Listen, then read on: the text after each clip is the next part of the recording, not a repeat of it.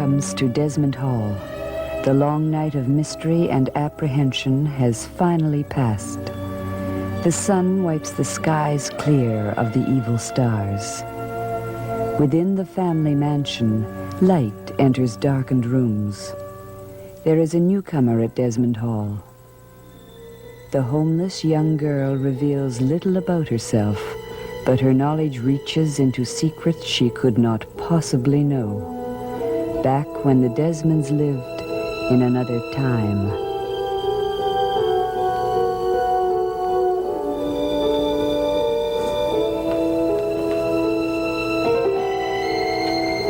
You're up early, my dear. I like to watch the day begin. You know, each morning the sea, the trees, the rocks, they're all reborn. I thought last night you were part of an apparition. What made you think that? You seem not to be of this world. Perhaps it's you who doesn't belong to the world. You were part of the night, and I thought perhaps you'd vanish come the morning. Sorry to disappoint you. Oh, you haven't disappointed me. I'm pleased you're here. Would you like some coffee? That's very kind of you. I'll only be a minute.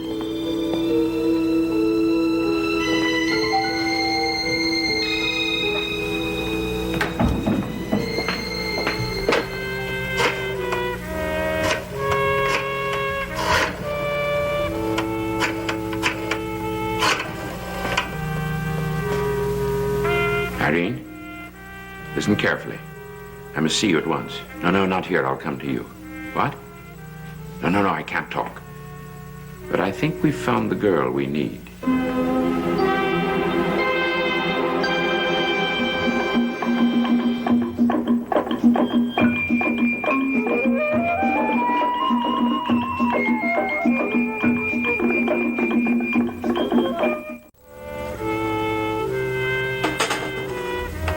There, drink it while it's hot. Oh, thank you. I would like nothing better than to continue our interesting conversation of last night, but I'm afraid I have business to attend to in town. Of course. Well, I don't like to leave you here alone. No, really, I'm perfectly content. You go ahead. Ah, well, now you have company. Jean-Paul, this is Susan. Hello. Raxel told me about you. I'm sorry I wasn't here to greet you last night. You'll find this is a very active household, everyone doing his own thing, I think you call it. Don't you do your own thing, Mr. Thaxton? Indeed I do. And I'm late. I leave you with the master of Desmond Hall. Are you really the master of Desmond Hall? Well, only in a manner of speaking. The house really belonged to my brother, Philip. And he's dead now. Yes, we believe he is. Don't you know? I know. He is dead. When we arrived here, some months ago... From Maljardin? You know a great deal about us. Should I pretend I don't know what I do know? Raxel said that you, asked about the murderer. I know nothing of any murderers. She must have misunderstood me. You see, I was very tired last night, and sometimes when I'm tired, I say things that don't really make sense. Well, then why did you say the murderer? Is there a murdered here? No. Desmond Hall is not a haven for murderers. But Mr. Desmond, you were locked in your room last night and couldn't get out.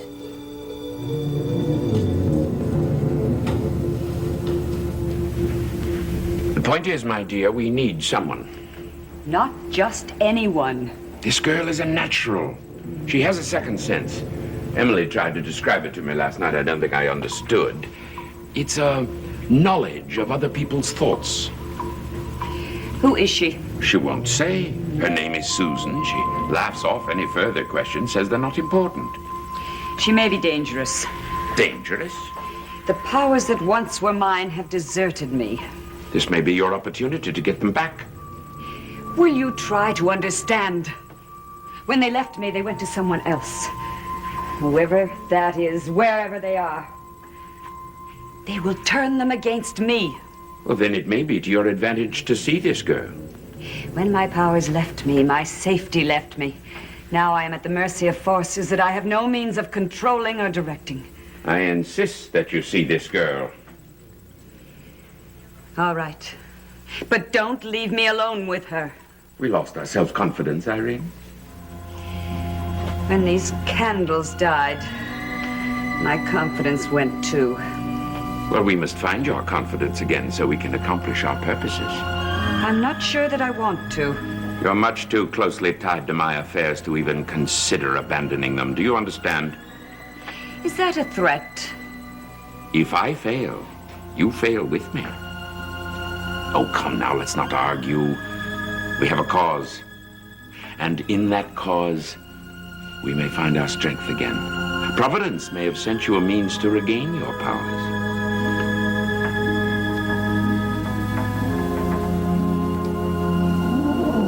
Are the cliffs down there dangerous? They can be, especially at night or in a fog, but by day they're reasonably safe. I'm going for a walk along the river edge, where the mysteries of nature make our own seem so unimportant. I'll go with you. But I don't even know you. Oh, I am sorry. This is my cousin, Philip Desmond. This is Susan. I'll just run upstairs and get my coat, and then I'll take you along the cliffs. Can I go alone instead? Well, yes, of course. I like to walk alone when I visit a new place for my first time. Maybe we can walk together some other time. Oh, it's rather chilly out there. I think you better take a coat. Oh, could you be back by lunch? Oh, I will.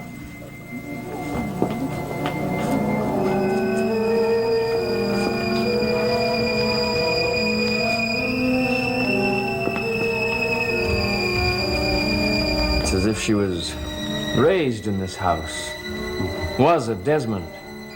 Where did she come from? She didn't say. Raxel told me you were looking for me last night. Yes, I wanted you to help me reassure Emily. What's the matter with Emily? Well, she was very frightened. She came to my room. When was that? Well, shortly after I hung this portrait. Did the portrait frighten her? No. No, she found a picture in a book. A picture of 4 women hanging on a gallows. I would rather not discuss that. There are several things you'd rather not discuss. For instance, this portrait. Raxel tells me there was a duplicate of it at Meljardin. Philip! It is not your concern. I'm only trying to protect you from the evil that haunts our family. Please. You would do well to protect yourself. Now, just leave me alone. I was trying to save Emily from the evil that haunts her. The Desmond evil will not touch Emily. Emily is in no danger. I know it.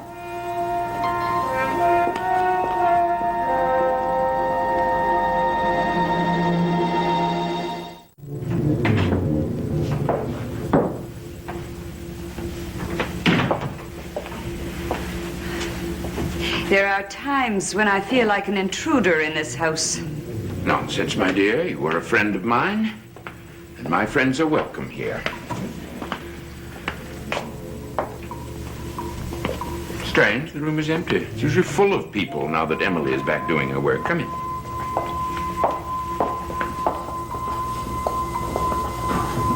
Oh. That's new, isn't it? Yes, it's one of Ada's ancestors. She found it in the attic yesterday. The Desmonds are such handsome men. Don't you think, Laszlo? No, I don't. You amuse yourself down here. I'll go upstairs and get the girl.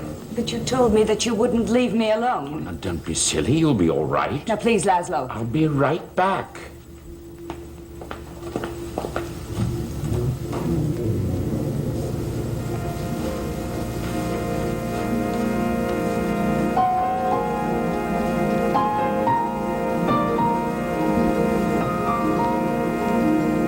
You certainly have a devilish look in your eye, Jacques Eloi Desmonts.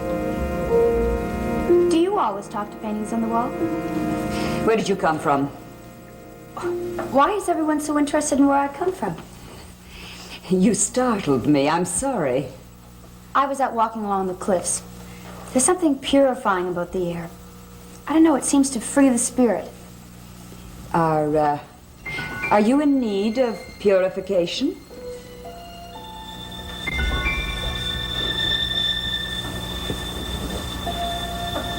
Are you?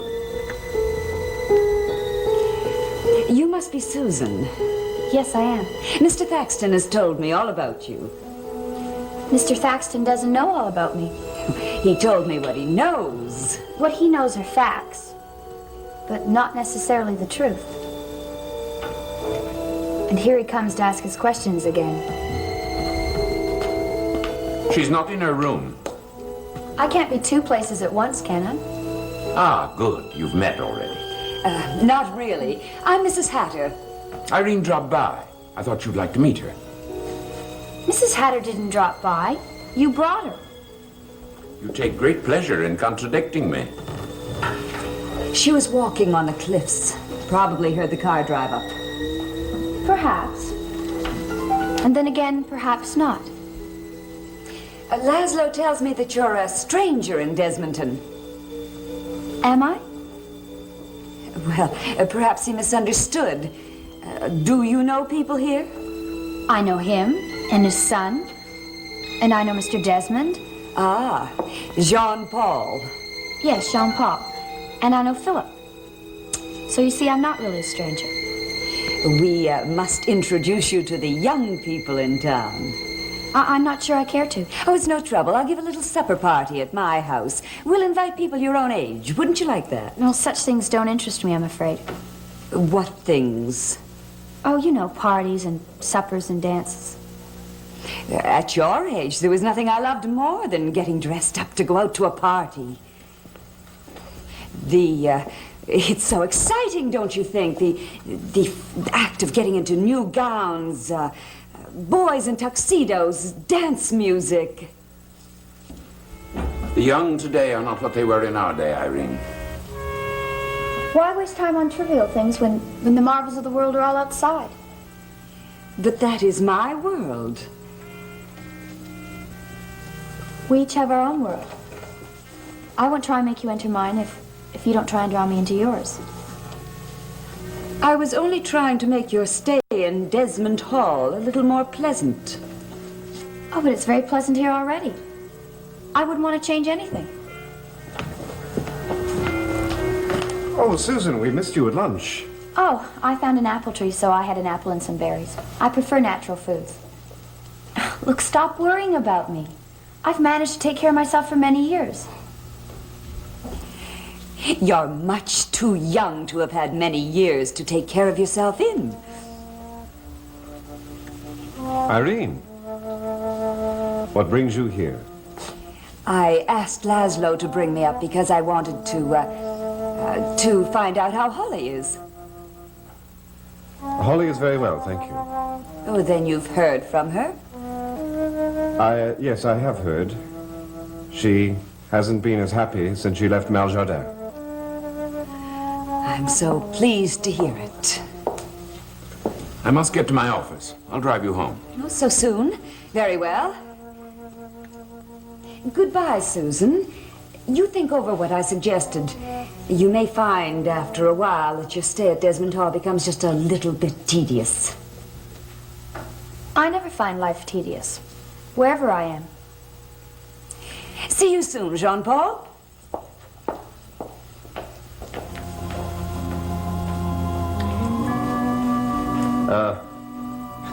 Mrs. Hatter is what you might call a social leader of the community. She tries to bring people together. People aren't ingredients to be brought together in a bowl and stirred around and then passed around like a tray of cookies. You have an original way of saying things. I do? What are you staring at? Who is he? Oh, just one of my many ancestors.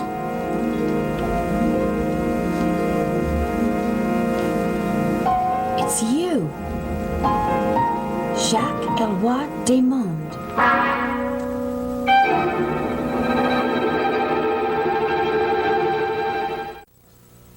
It is you. Jacques Eloi Desmondes. What did you say? When? How did you know his name? I don't. I've never heard of him. Who is he? Jacques Eloi Desmondes. I've never heard of him. You just said his name. I heard you. Well, perhaps it wasn't my voice you heard. Now listen, are you trying to play games? Why should I do that? There's voices all around us. I don't understand. There's much to life we don't understand. There's voices from the past, voices from a distance, calling for us to help them. We must listen to them and accept them. Those voices can bring evil. No, they lead us to a clearer understanding of ourselves. We must embrace them for our own survival. Now listen, you're very young still. You haven't really been up against the wall. The young has been forced up against the wall sooner than you think. Yes, but you haven't had to make compromises or concessions to get what you want. How do you know what life has forced me to do? How can you recognize another's destiny when you won't even face your own? No, listen, wait, come back. No, I'm going outside, where the trees accept their fate and the birds fly into danger without fear. Just living their lives from moment to moment, without knowledge of the past or the future. That's as we should do.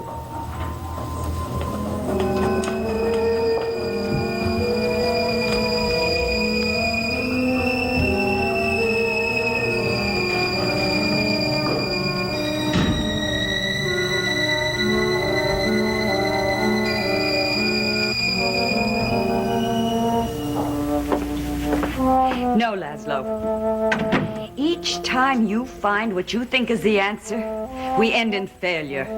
She's a remarkable girl. I think she's rather ordinary, like most of her generation. Really, those clothes, that narcissistic self-preoccupation. I tell you, she has strange powers. I saw no evidence of them, unless rudeness is a power. She could be useful to us. In what way? For our coven. We no longer have a coven. What do you mean? I have been warned. I've already lost my powers. I will not risk my life as well. Risk your life? Whoever has taken over my powers will not rest until they have my life. That girl has frightened you.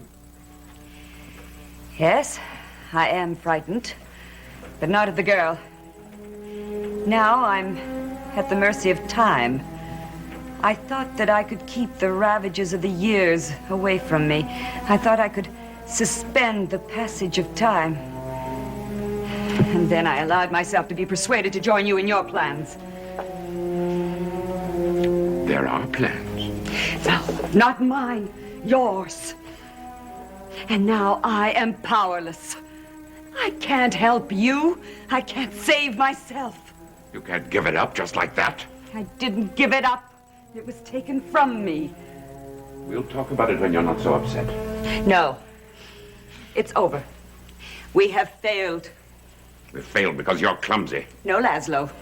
We have failed because you tried to use the powers of others for your own purpose.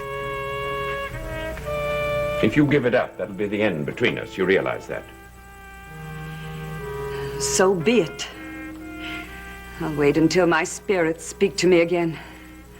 If they ever do.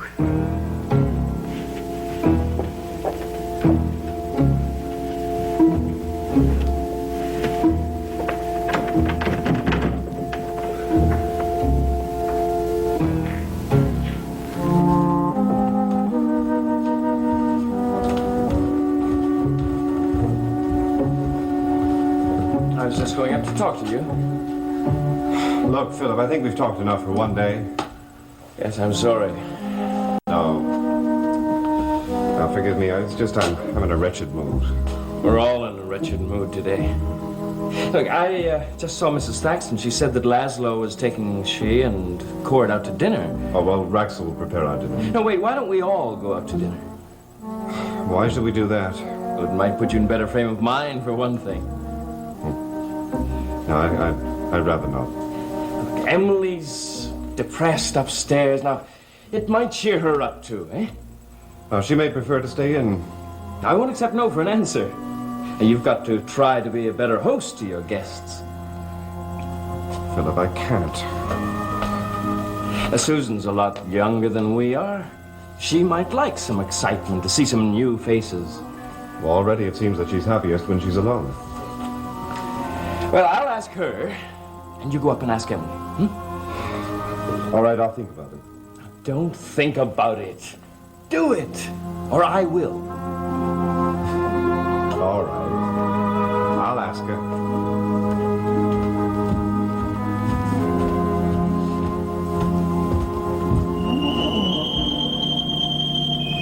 It would be wiser if you made other plans tonight.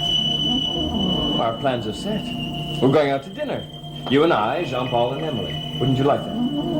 It doesn't matter about me, but you stay away from Jean-Paul tonight.